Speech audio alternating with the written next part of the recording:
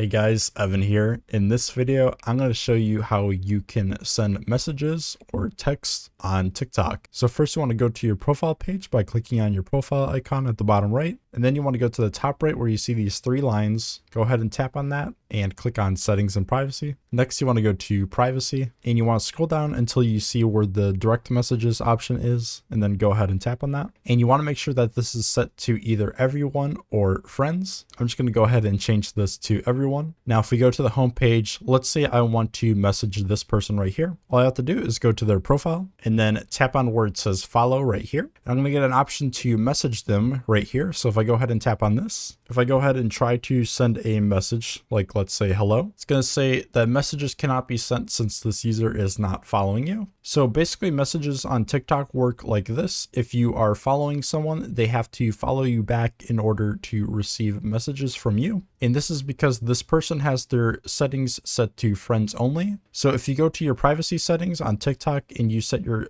direct messages allowed to everyone, then anyone can send you a message. But since this person has their direct messages set to friends only, I am not allowed to send them a message because they have not followed me back. Now, if this person follows me back, I'll be able to send them a direct message. So let's say you want to view all of your direct messages. What you can do is go to the bottom where you see your inbox, and then you want to tap on the top right where you see this little paper plane icon. And now we can see all of our direct messages, including the one that we tried to send right here, but didn't go through. And if we want to create a brand new direct message, we can go to the top right where you see the plus icon, and we can go ahead and start a brand new chat with anyone on our list. So I hope this video helped you guys out. If it did, please leave a like, but that's going to do it for this video. Thanks so much for watching, and I hope this helped you out.